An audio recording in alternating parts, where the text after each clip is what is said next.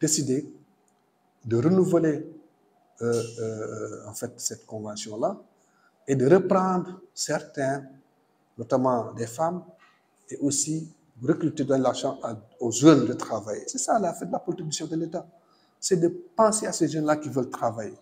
Donc si le maire aujourd'hui, je dis, s'aligne ou se dit il faut effectivement respecter ce programme-là, ça je pense c'est tout à fait légitime.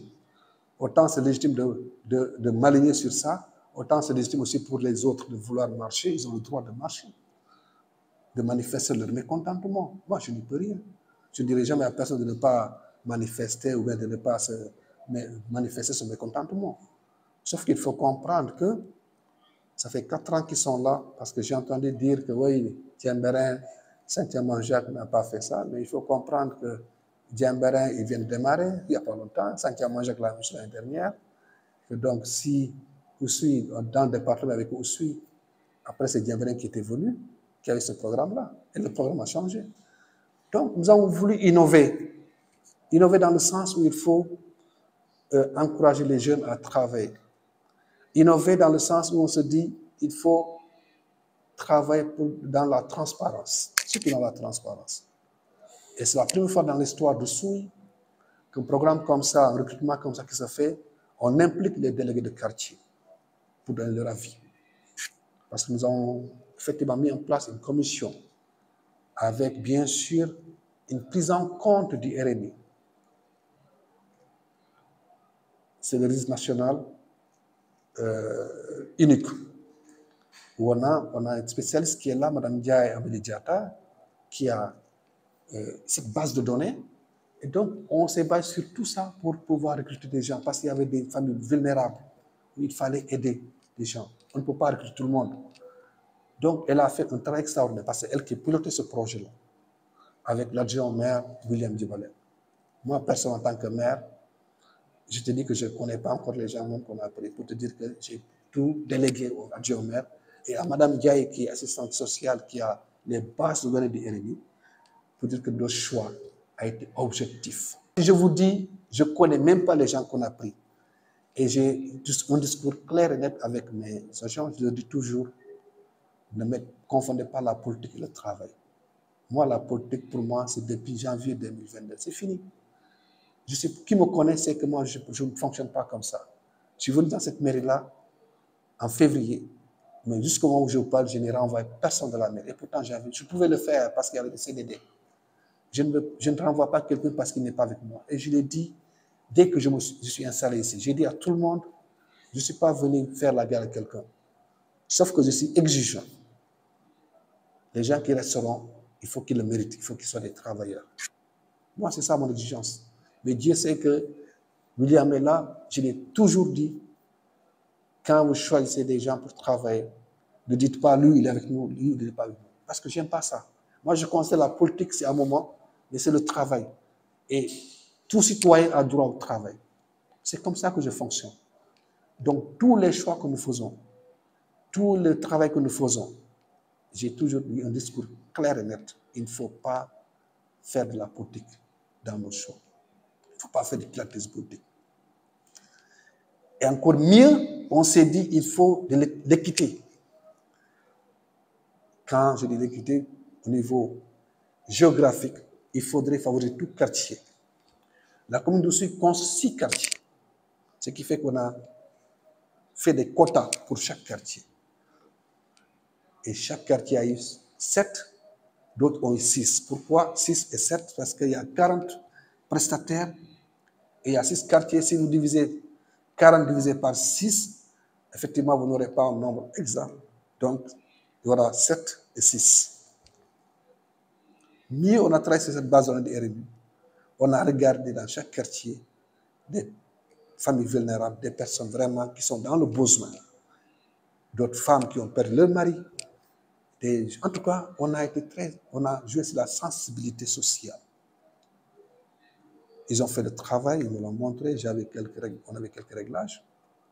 On avait même repêché l'ancienne équipe en se disant il y a des femmes braves qui étaient dans cette équipe-là qu'il fallait récupérer parce qu'on faisait correctement le travail.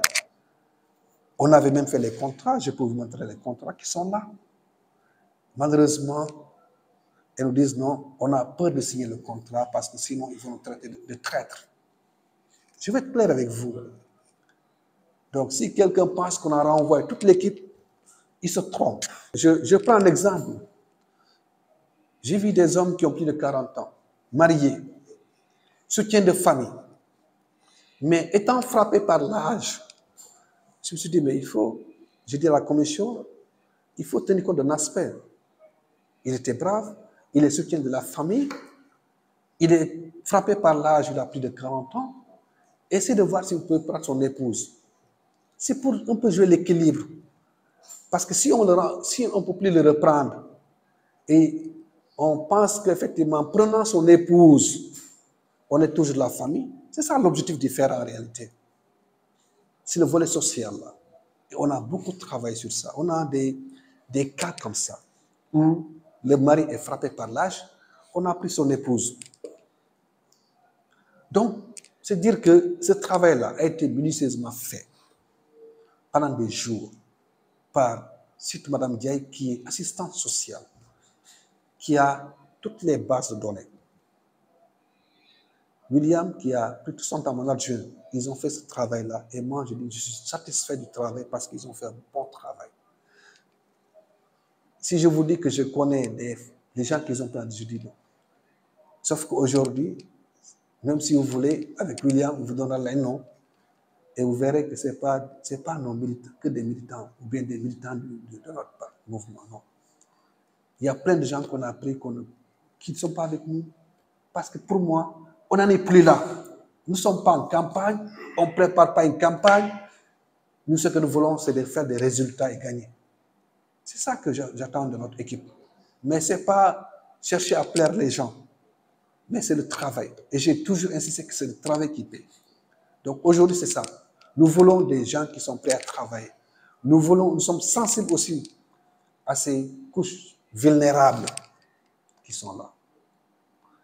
Mais malheureusement, je dis toujours malheureusement, il y a des gens qui manquent de mauvaise foi, qui pensent qu'il faut essayer de perturber l'équipe municipale qui est là, qui pensent que c'est par ça qu'ils vont nous perturber. Mais ils se trompent. Nous voulons que cette population-là nous juge sur le travail.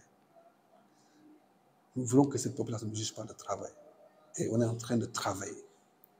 Parce que je pense qu'effectivement, on a pris des engagements devant cette population-là. Ce qui nous a fait qu'ils nous ont mis ici. Et je pense effectivement, je crois fermement, que si on doit faire un bilan, c'est sur le terrain qu'il faut faire ce bilan-là. C'est de travailler et que demain, tout le monde se dit, effectivement, il y a eu un changement dans cette ville-là. Et c'est ça aujourd'hui. Nous voulons nous concentrer sur ça. On ne veut pas que quelqu'un nous divertit. Parce que nous ne sommes pas en campagne, nous ne sommes pas en politique. Donc c'est pour vous dire. Je respecte beaucoup les anciens presque qui étaient là, les agents du FERA qui étaient là.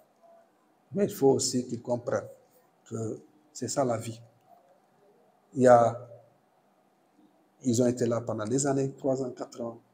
Ce n'est pas par ma volonté qu'ils ne sont pas là. C'est peut-être qu'il y a de nouvelles dispositions qui sont là, qui font qu'effectivement, ils pourront plus les prendre. Et ce qui est en fait bizarre dans tout ça, c'est qu'ils se mettent dans une position, c'est tout le monde ou rien. Ça veut dire quoi? On prend tout le monde ou personne ne s'engage. Vous pensez que c'est juste? Vous pensez qu'on va pouvoir recruter tout le monde? Ce n'est pas juste. Ce qui fait que les gens qu'on a voulu reprendre, ils ont dit non. On n'ose pas. Parce que tout simplement, si on signe le contrat, ils vont dire que nous sommes des traîtres. Nous avons trahi.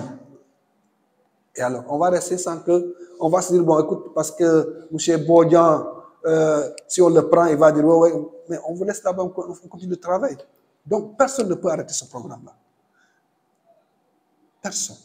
Donc, les gens qui veulent travailler sont venus, ils ont déjà commencé, ils ont signé le contrat et le travail continue. Le travail continue. Et vous avez vu le changement depuis lundi, la ville commence à être très propre. Les gens sont engagés, on a pris dans tous les quartiers, toutes les sensibilités ethniques, toutes les sensibilités religieuses, mais on rend grâce à Dieu. J'ai toujours l'habitude de dire, si je prends une décision, si je prends un acte, tant que moi dans ma conscience me dit, j'ai rien à me reprocher, je me dis, je dois avancer. Et c'est le cas. Moi, je pense que j'ai rien à me reprocher, à part qu'on a fait correctement le travail. Les délégués du quartier nous ont remerciés pour ce travail qui a été fait. Parce que, disent-ils, depuis qu'ils sont là, jamais une équipe municipale ou bien un maire les a convoqués pour échanger sur un recrutement. C'est la première fois dans l'histoire du Sud. Donc, où est le problème? Ils sont dans le droit, ils peuvent marcher. Nous aussi, nous avons le droit de réponse. On doit vous répondre. On va dans la version des faits, la réalité de ce qui se passe. D'où cette rencontre-là. Radio Kabisu FM 100.0 dans le Kassa. Kabisu FM.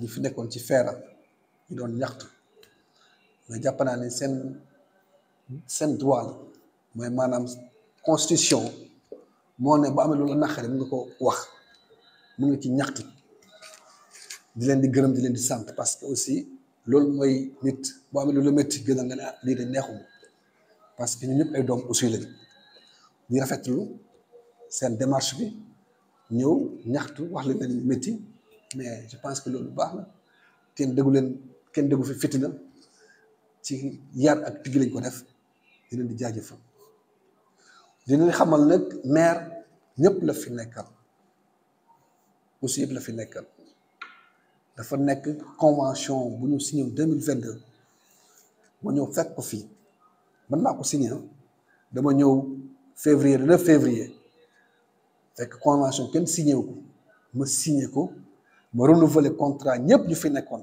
ma ne leen liggéey ma woo leen fii ci salle de ma ne leen nag xaw ma nag ngeen fi nekkee woon mais nag man dama am benn li ma di wax rek benn cadre laa di jox mooy kuy liggéey am nga sa place muy sama personnel mairie muy feera muy ak ñeneen parce que dama jàpp ne aussi man nekk ma fi di politique dama ñëw pour liggéey politique mu ngi sama ginnaaw kuy politique nag mun nga politique nag mais sauf que man dama ne man politique lu ma déformé dafa am lu ma gëm mooy liggéey donc population si bañ wóolu fàll rek liggéey bi moo waral moo wóoleen ma ne leen liggéey rek laa bëgg effectivement jàmbaar la ñu ñëpp ñu doon liggéey daaw sax jot nañu xaw a joti tuuti sax ci affaire contrat boobu bu amee 6 mois mais après ñu waxtaan ba ñu juboo ma continuer seen contrat parce que comme convention bi 1 an la woon benn at la woon ma defoon contrat bu 6 mois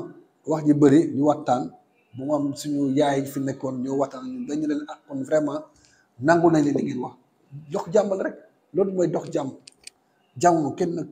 ku nekk bëgg na ko ñu ne ñoo gën a bëgg jàmm nag convention bi jeex décembre 2022 convention bi nag moo nekk ni ñu ngi ko signé 3 janvier lañ ko def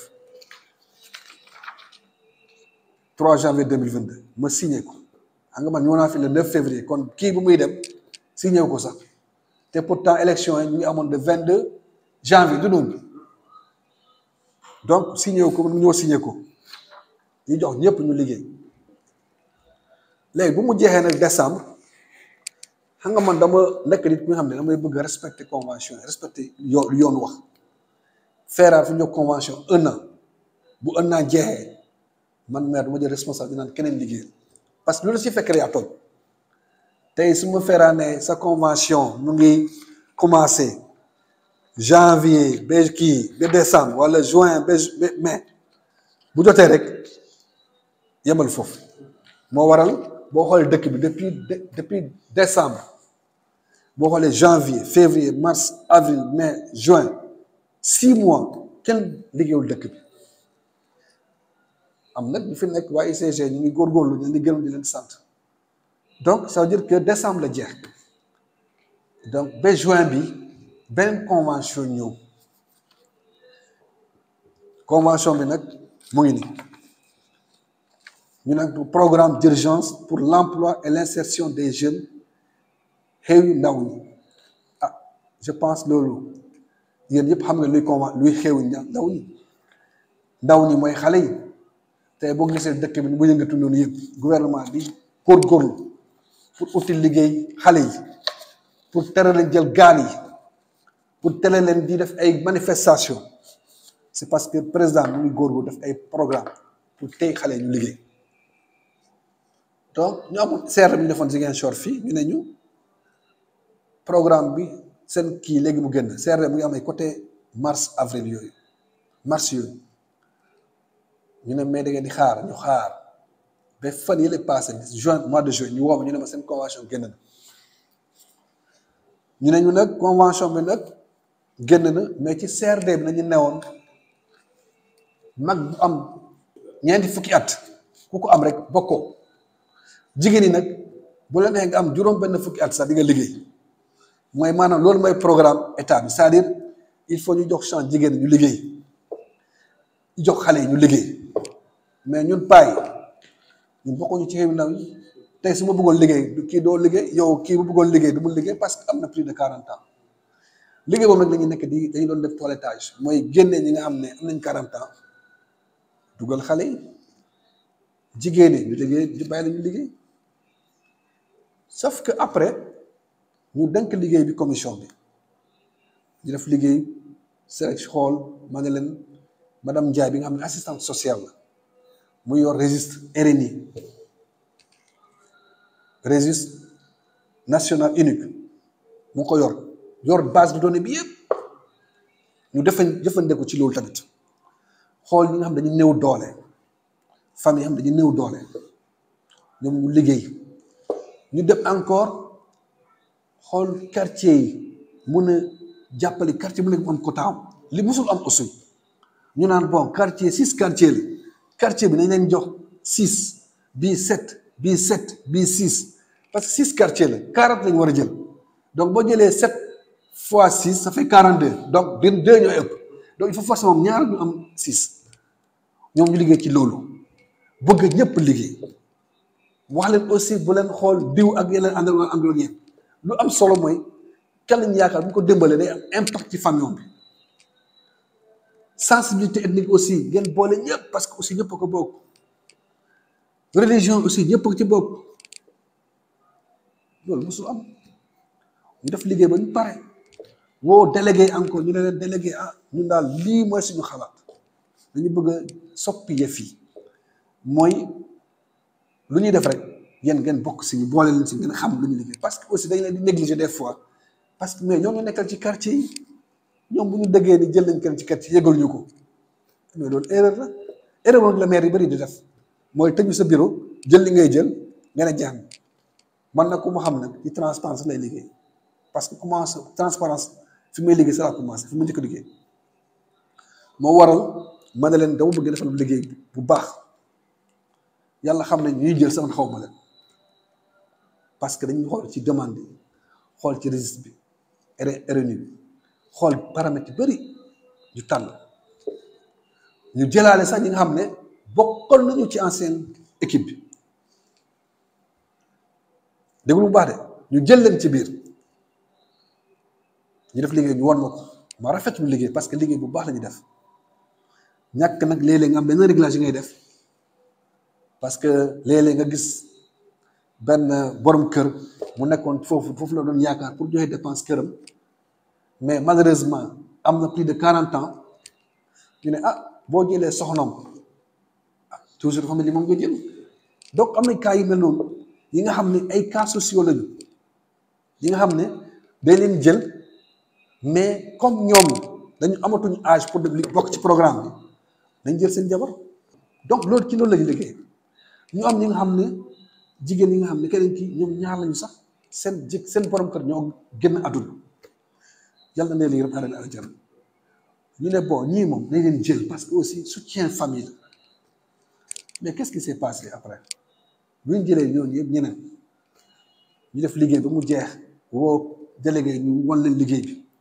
ñu ñëw ñu ne bu ñu ñëwee pour signer contrat keroog ñu ne ñun de ñemewuñu signer ñemewu leen signer ñi bokk ci ancienne équipe bi de ñoom ñemewuñu signé ah kon de ñu ne ñoom bu ñu signé rek seen gars yi leen di mere mooy seen patron yi ma ne leen ah bon ñu ne ma waaw ma ne kon ñoom ma ko rek man ba fekkee ma ko de ñoom ñoo ko wax ñu ne leen ñoom ñemewuñu signé kii boo mu ne ma ah ñoom de nee na ñemewuñu signé ma ne ah loolu on est peu bu ñu bëggul signé kay kii ma woo seen kilifa yi ma ne leen ah diw ak diw ak diw ma woo délégué quartier bu ñu dëkk ñëw na fi de nee na ma mënul signé ñemewul signé donc ça veut dire que ñun dàquñu leen ñun ñëpp am nañu jot a jël ci jigéen ñi parce que jigéen lañu mënoon jël parce que góor yëpp am plus de 40 ans liste boobu yëpp def naa ñaar ñoo ci amaloon 40 ans est-ce que léegi yow jaadu na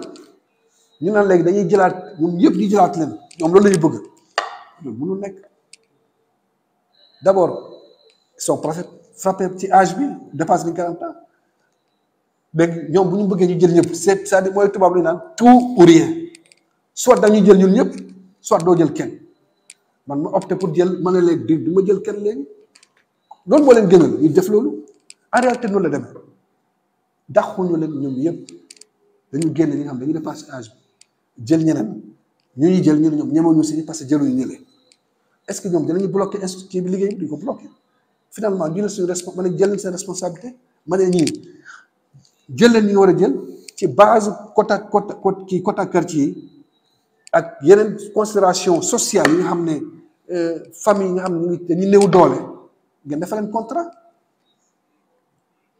ñu wax expliqué ko délégué ci loolu la ñu nekk jël leen ñu liggéey tey ñëpp kontaan parce que li am musul am tey da ngay gis ku dëkk Etia mu ngi liggéey ku dëkk Esinkit mu ngi liggéey ku dëkk Sarra mu ngi liggéey ku dëkk Soulek mu ngi liggéey mais ci même nombre ñun xamoon nañu fi nekkoon bëgg ma dugg ci yeneen détails yi am na ay quartier yi nga xam ne ñaar la ñu doon am na ñoo xam ne amuñu sax kooku mu ne la moom moo fi nekk di liggéey pour kii mais dañuy arrêté loolu ñun dañuy ñëw pour liggéey donc ku la ne ren kii bi feera bi doxul day yoxal ko ne xoolal dëkk bi lënd la ñu commencé mu ngi set wicc tey ñu wax leen aussi lu leer ñu ne leen ku liggéeyul bul yaakaar da nga fi am kii donc liggéey rek donc ci condition lañu jëlee personnel boobu donc ñoom suñu joxee ñu ñaxtu seen droit la ñu nekk mais yàlla xam na ni man sama diggante yàlla laay wax du ma jël nit parce que sama client la du ma jël parce que sama clientèle politique du ma ko def parce que ma jàpp ni aussi ñoom fal ñoom laay liggéeyal te aussi boobu ki ma voté ak ki ma voté ñoom laa yemle moo tax sax man mun ma politique parce que ñu ma doon voté ñu jàppale ma ñu ma ciy mere sax parce que nee nañu man ñëw naa fi jàppale ma ci kenn si ñoom man leen da ngeen may baar rek parce que dafa am li ma gëm mooy bu ñëpp nekkee benn ñu liggéey dëkk bi day dem mais su ma fi nekkee di calculer ni may def pour amaat deuxième mandat di calculer ni may def pour def kii ma def ko lu ko neex parce que moom ma jàppale woon dëmb du ma liggéey loolu moo tax maire yi bëri du ñu liggéey parce que ñu fi nekkee di calculer man nag xam nga li may calculer li may def pour jëlee aussi point A yóbbu ko point B ci loolu laa nekk moo tax awma intérêt naan damay daa kii jël kii wala kii damay jël kii parce que kii sama mbokkal nekk ma ci loolu je suis daal maa ngi ci mairie aussi fii depuis février 2022 mais sama benn mbokk jëluma ko ci mairie pël amu fi ba léegi Saarane ba fi ma dëkk kenn nekku fi ku liggéey Saarane c'est pour vous dire que esprit bi ma nekk ma ci esprit dama nekk di liggéey pour jàppale sama mbokk wala jàppale sama waa koñ sama waa koñ ñu ma mere parce que jëluma kenn sama koñ est-ce que loolu xalaat nga ko yow nga def politique nga nekk maire sa quartier ba léegi jëloo fa kenn ñu ngi nii kii sama adjoint bi la est-ce que am na fi waa Saare bu fi nekk di liggéey y en a même pas kooku bu la nee kii dafa nekk di client de plus mais xoolal d'abord moom est-ce que jël na bokkam est-ce que jël na waa këram est-ce que jël na waa quartier am pourtant ñu fi nekkoon gis nañ loolu doon def de yéen xam ngeen jël seen famille jël seen cousin jël seen lef dugal foofu yëpp su ma neewoon tey man dàq ñu bëri si ñoom mais du ma ko def parce que dama jàpp ñooñu samay mbokk lañu dama jàpp ne ñooñu samay frère lañu ñu nekkee frère am loolu nekk sama frère loolu laa gëm su ma ñëwee aussi ñu ngi liggéey normal man aw ma affaire kenn liggéey rek laa am donc feera bi wax bi yëpp loolu am na ñu jëloon ñu ne ñu signé ñu jël ñu war a jël ñu signé contrat defal contrat yëpp gars yi commencé liggéey depuis lundi ñu ngi liggéey léegi nag ñu bëgg a ñaxtu mën nañu ñaxtu seen droit la mais li ma xam mooy ñu ngi liggéey. Radio Kabisu FM 100.0 dans le Cassa.